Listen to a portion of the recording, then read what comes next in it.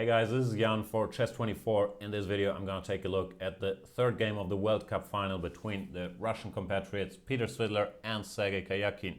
Peter Svidler in the lead 2-0 after a serious blunder by Sergei Karjakin yesterday with the white pieces. Today in the third game Peter Svidler has the white pieces himself, and being up 2-0 means that with a draw he can clinch victory in this World Cup.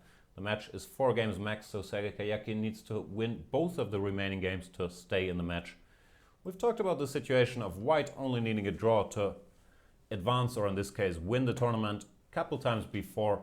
Quite often the white player chooses one e4 if it's in his repertoire. This might sound strange because typically e4 is supposed to lead to more complicated play, but it also leads to more direct contact, and there's a lot of drawage lines in most of the major openings. Also, Svidler is mainly a 1 e4 player. We saw him play 1 knight f3 in the first game to get out of book, but no reason to do so today. So he goes e4, and Karjakin chooses the Sicilian. His main defense is against e4, e5, and something like the Berlin is not really appropriate for needing to play for a win. So he goes for a sharper line, the Sicilian, with 2d6. Strangely enough, Svidler had almost exactly the same situation in the World Cup already in the year 2011. He needed a draw in the final game with the white piece against Alexander Grishuk to clinch victory. In that game he went bishop b5 check. But first of all, probably he didn't want to repeat that because it seems predictable, and also recently after knight to d7 black has been doing quite alright. For example, the game that Vasilin Topalov won with black against Magnus Carlsen. So Svidler decides to deviate and plays the move d4, which of course is not really a deviation, it's the main move. But considering the situation, after c takes d4, however, he does not play knight takes d4, but a sideline with queen takes d4. A sideline, but a reasonably well established one, and it's a little more solid than knight takes d4. After queen takes d4, white in many lines manages to put his pawn on c4, establishing the so-called Marocci bind, where it's pretty tough for black to open up the position, since these two pawns do control the center pretty well. Main move here is knight to c6, when white goes bishop b5, bishop d7, and white has a choice between bishop takes c6 and then getting the pieces out, or playing the move queen to d3, keeping this bishop alive, at least for now. Both with complicated play, but white is reasonably solid in all these lines. Karjakin doesn't want to allow bishop b5, starts with the move a6, which means that knight to c6 is going to win a tempo attacking the white queen, but still white does have time to establish his bind here with c4, and that's what happens. c4, knight to c6, queen to e3, knight to f6, and Svidler plays a move here which is not the first move that comes to mind, but it's a move I quite like. First move that does come to mind is knight to c3, but Svidler starts with a move h3, which has some purpose. It does control the g4 square, and it doesn't allow bishop to g4. Going bishop g4 and then bishop takes f3 is a very useful resource for black in many of these lines, fighting for the dark squares in the center. Too many arrows, but I think you get the idea. And preventing that is worth one tempo with the move h3, which also stops just in case knight jumps with knight g4 followed by knight e5. So after h3, Karjakin has to decide how he wants to arrange his pieces. There's two options. One is e6, the other is g6. e6 leads to, typical hedgehog structure. I'll throw around some terms just to sound smart, but the problem here for black is that it's very hard for him to open the position. I'm making some normal moves. Let's say something like this, and white would just put his rook on c1 and then sit behind a structure and tell black, you need to win the game, best of luck with that plan, I don't have to do anything active. This is the structure that Svidler got in that game against Alexander Grishuk in 2011, where he comfortably got his draw. Karjakin decides to deviate, plays the main move here. Well, not that many games, but the main strategy to fianchetto his bishop with g6, bishop g7. Knight c3, bishop g7, bishop e2, and knight to d7. More mainstream would be castles and then castles. I'm not 100% sure what the idea of delaying castles is. I could imagine that after knight d7, short castles, Karjakin wants to go knight to c5, establish this knight on a nice square. Then if white tries to kick it away with rook b1 and b4, to play a5 to make sure it stays there. Still, this is of course a perfectly playable position for white, but Svidler decided to prevent that and started with the move rook to b1. The point being that if black now goes knight c5, he can go b4 immediately. Karjakin instead chose another route for the knight, the move knight d e5. Interesting move, fighting for the dark squares once again and inviting white to exchange on e5, which would be a serious positional mistake, because now black goes d takes e5, and these double pawns are by no means weak. They secure the d4 square, and they also control the d5 square. Black, if he needs to, can go e6. And this position would already be much more pleasant for black to play. So of course we do not see a world-class player like Svidler take on e5, but instead he continues developing with castles, black castles, and Svidler goes rook to d1, taking the d4 square under control. Here, the move black would like to play is the move f5. First of all, because he has to win the game and he has to open the position. And secondly, this would expose one drawback of the move rook to b1. If white goes e takes f5, which is a typical reaction, then bishop takes f5, attacks this rook, which would have to retreat into the corner. Not the end of the world, but it's nothing you would like to do. The problem with the immediate f5, however, is that after f5, white has a very strong knight takes e5. Now d takes e5 is no longer good because of this pin. So black would have to recapture with the bishop or the knight. Let's say bishop, and here white goes f4 with tempo. And this is extremely unpleasant for black. The bishop retreats, white goes e5, once again exploiting the pin with a huge position. While if black takes on c3, then queen takes c3, f takes e4. Black is a pawn up, but white does go b4 and has overwhelming compensation for the pawn. Bishop b2 is going to follow with mating threats along this diagonal, and this position is just not playable for black. Therefore, Karjakin, of course, does not go for it. But instead, in order to prepare f5, he throws in knight takes f3, bishop takes f3, and now f5, making sure that white does not have this move f4 to kick his pieces out of e5. But it has a different small drawback. After e takes f5, bishop takes f5. Now white can interfere with bishop to e4, block this bishop, and also, get some more pieces exchanged, which not only favors him because of the match situation, but it's also the typical strategy in this structure. Long term, black has the worst structure. He has 3 pawn islands versus the white 2 pawn islands. And especially these pawns in the center on e7 and d6 can become quite vulnerable on these half-open files. Therefore, it's very much in white's interest to exchange some pieces, and black has to play dynamically, get his pieces developed very quickly to counter his inferior structure. He goes queen d7, clearing the way for his rook to e8, and Svidler, a couple of options here, but he plays the most natural move, the move knight to d5, centralizing the knight and threatening a knight fork with knight to b6. The obvious move for black would be rook a8, but I think Karjakin disliked it because of knight to b6, when queen to e6 is no longer possible due to bishop d5, winning by pinning. Therefore, black would have to go queen to c7. Now white has a cute little sequence with bishop f5, rook f5, queen e6 check, king h8, and bishop e3, finishing development and restricting the black queen. This knight can return to d5 at any convenient moment, and white would be seriously better here. So Karjakin had to come up with a different move, and he did. He played the strongest move, the move queen to e6, forcing white's hand by attacking this bishop on e4. Svidler does take on f5, queen takes f5, and now since this rook is hanging, he goes bishop d2, also completing his development more or less, and intending to go bishop to c3 next move to neutralize this bishop on g7. The bishop on g7 can't enter the action yet with bishop d4 because, well, there's 2 moves that win, but the cuter one is queen takes d4, knight takes d4, knight takes e7 check, and white reaches a winning ending due to this little knight fork. So Karjakin plays a better move. He goes rook a8, defending e7 and mobilizing his last inactive piece. Svidler goes bishop c3, neutralizing this bishop and covering the d4 square. And now, yes, since black is worse long term, he has to make something happen, and Karjakin does. He goes for the move e6, targeting this knight on d5, which does not have a great square, but it has a decent square on b6, which is the square it goes to.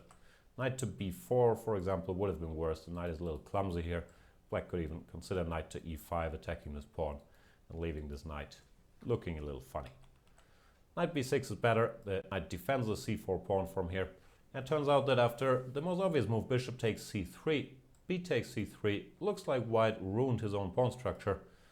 But this pawn structure is actually better than the black pawn structure here, because d6 is under attack, c4 is covered by the knight, and this rook after b takes c3 is an easy way to enter the game via b2, also keeps an eye on b7. So bishop takes c3 would have made white's life easier. Karjakin understands that, goes for the move d5. Good last resource, trying to open the position for his rook on e8. First of all, d4 threatens, so Svidler plays the obvious move, bishop takes g7, king takes g7, and here he has a decision to make. C takes d5 looks obvious, but then after e takes d5, black becomes very, very active. Let's say queen to d2 and d4. This passed pawn here is quite unpleasant. d3 is in the air, threatening rook e2. And now the fact that this knight is a little far away from the action is felt, so this is best avoided. And Svidler does. He goes for the move queen to c5. An alternative, which I think he might have chosen with a different tournament situation, is the move queen to d2, keeping the queens on the board. After d4, the move b4, with a complicated position where I would choose white. Objectively, it's probably more or less equal, but white's play might be a little easier, either b5 or c5, knight c4, knight d6. Let's change color again. That didn't work. And yeah, I think white is a tad better, but the position remains quite complicated. Well, after queen c5 in many lines, or after the most natural moves, black would agree to a queen exchange, which brings white closer to a draw. D takes c4, for example, is the best move, but then queen takes f5, e takes f5, knight takes c4, and this endgame is just completely equal, and nothing you want to choose in a must-win situation. An alternative would have been the move d4, but here after the queen exchange, queen takes f5, no matter how black recaptures, let's say gf, I believe white is also slightly to be preferred. Once again, he goes b4 with the same ideas, b5 or c5, knight c4, knight d6. The black pawn mass in the center isn't really that dangerous. For example, after rook d8, white could go f4, sort of isolating this d pawn with a slightly better position. So Karjakin wasn't satisfied with either of these options, and he goes for the move rook f6, which is not a good move objectively, but it does complicate things a little bit, and it passes the ball back to Peter Svidler. And it also sets a trap. It looks obvious to take on d5, cd, ed, knight d5, but here the fact that this knight on d5 is pinned because the queen is not protected would allow black to go rook to e2, and all of a sudden black's activity is almost overwhelming, and it's very hard for white to defend against the threat of queen takes f2 or rook takes f2, if rook f1 and rook to c2, and some pretty geometry allows black to pick up the knight on d5. So c takes d5, mistake, but Svidler managed to avoid that trap, played the move b4, which we've seen before, no pun intended. Yeah, there's both the threat of b5, and the queen is also protected by the pawn on b4, so now cd, ed, knight d5 becomes an option. It's not so easy for black to follow up. The obvious move might be rook f8, tripling here, but then there's the knight fork, knight d7, so you don't want to do that. And instead, Karjakin decides to burn his bridges, plays the best move, practically at the very least, the move knight to e5. Targeting the d3 square and looking to start a kingside attack. It shouldn't really work because white is too coordinated, but it does make things messy. C takes d5 is the best move, played by Svidler, not fearing the threat of knight d3. At the moment, white is a pawn up, and after knight d3, he has two tempting options. One would be to give a check on c7, then king to h6, or king h8, I'm not sure which one. And now retreat his queen to g3 or c2, defending the pawn, but Svidler preferred to keep his queen a little more central, and he goes for the move queen e3, which is also a good move, pinning the d5 pawn because of the attack on the e8 rook. Now Karjakin faces a choice. The objectively strongest move was probably queen takes f2, but once again, because of the tournament situation, this isn't very tempting. Takes, and rook c1 or rook d2 leads to an equal endgame.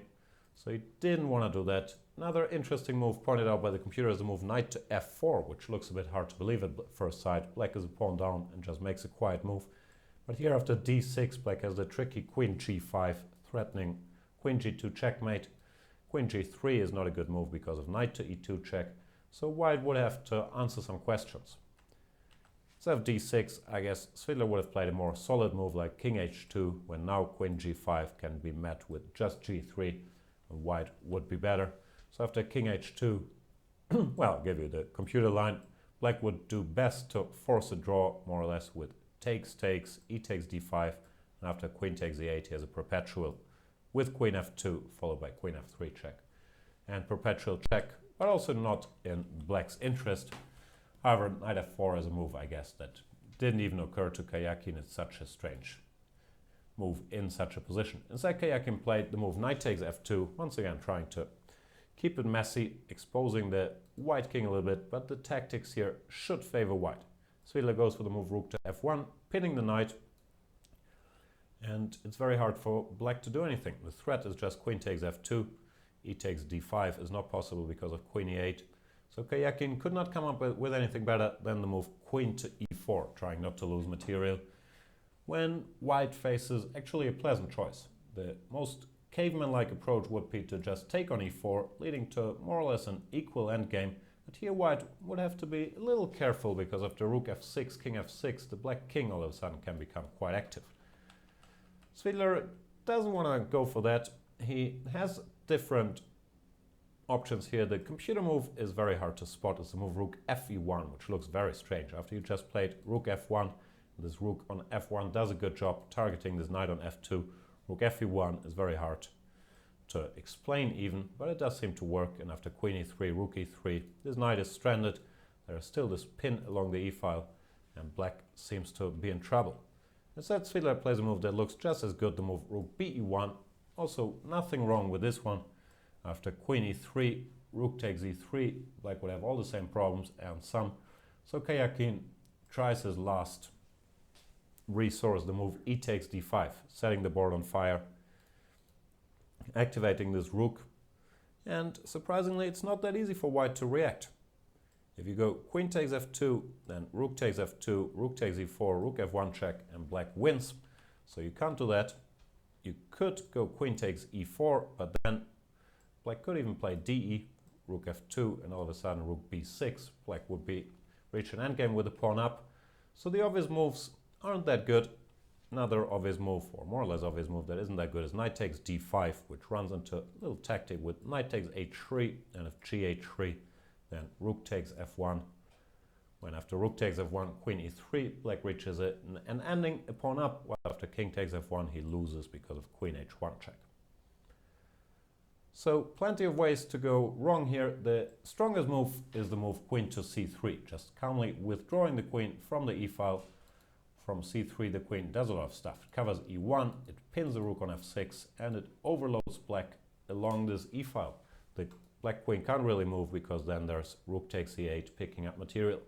I guess what bothered Svidler is the move queen to f4, or maybe queen to f5, with the point that after rook takes e8, black actually wins with knight takes a3 check, followed by queen takes f1.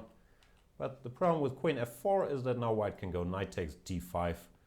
And even though these lines aren't easy either, they all do work out for white. For example, knight h3, gh, rook takes e1, and, rook e1, knight f4.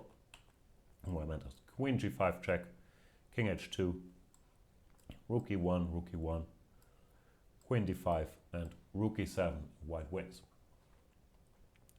So queen c3 was very strong, queen f5 fails for different reasons. Now white can just take on e8, knight h3, and king h2, because the queen is not on f4 controlling this square. This wins for white as well. And yeah, Karjakin would not have had a defense. An alternative was queen to d2, which is pretty much just as good, forcing black to, well, look for complications after knight h3, gh, rook f1. But white is a piece up, and at the very least he wouldn't run into trouble. But Svidler spotted a different move, the move rook takes f2, which is also obvious enough, and it's based on a nice trick. If black goes queen takes e3, rook takes e3, rook takes e3, white wins with rook takes f6, If king takes f6, there's a knight fork, knight d5, and if rook e1 check, well, both king f2 and rook f1 just leave white a piece up. White a piece up, so you can't really do that, but Karjakin did have one final trick up his sleeve, the move queen to h4. Very nice move, exploiting some geometrical motives. Turns out that if white takes on e8, then there's queen takes f2 check, king h2, queen takes b6, and all of a sudden the dust has cleared a bit. Is that an expression? Well, I'll pretend it is one, and black is a pawn up. Still, this position would be a draw after rook e7 check, king h6. The most precise is queen to d7, attacking h7 and covering the d6 square. And black has nothing better than queen d6 check, and one last very precise move, king g1, king d7, rook d7, with an equal rook ending. But yeah, this is not so easy to anticipate, and Svidler had another idea, which was the move queen to d2. When obviously after rook e1, well, not obviously, but after rook e1, queen e1, he would win because rook takes b6 runs into rook f7 check, winning the queen. While against rook takes f2, which was played in the game, now white can't recapture on f2 because of rook takes e1 check, and the queen from h4 defends the rook on e1. But Svidler had planned, probably from afar, the move queen c3 check. And let's switch into the game and into the video provided by the live transmission from Chesscast on the official site and see what happens there. Let me see if I can bring it up. Here we are. There we see Svidler. Oh, there we see Svidler resigning. There was a bit of a spoiler because, yeah, Svidler did miss the reply to queen c3, the move d4. Sorry for that spoiler, that ruins my storyline a little bit. Here we see the position after queen c3 check, when, yeah, I think Svidler just overlooked that Karjakin has this move d5 to d4, and there we see him. Here he realizes it, he went away from the board, and he realizes what he has done, and he has nothing better than to come back to the board. Yeah, takes one final look and does resign the game. Because, yeah, I guess, I don't know, I haven't asked him about it. After queen c3, he just missed that this pawn can interfere. After different moves, white is fine. But d4, and after queen c7 check, rook to f7, black just reminds up a lot of material. So Peter Svidler had to resign. A very sad end here, at least here at Chess24, we're sad for our friend and co-worker Peter Svidler. But good news for Sergei Karjakin. After he blundered yesterday in game 2.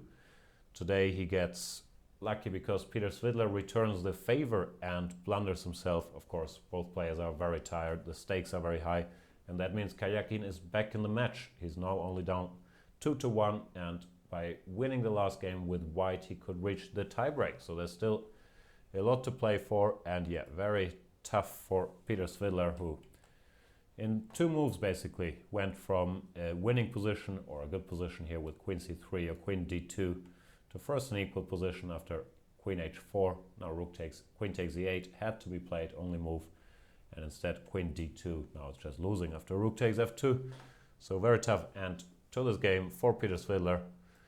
We'll be cheering him on tomorrow in the Spanish commentary on Chess24. Check out chess24.com. There you can choose different languages for the commentary. There's also English commentary, of course. And thank you guys for watching this video. See you in the next one. Bye bye.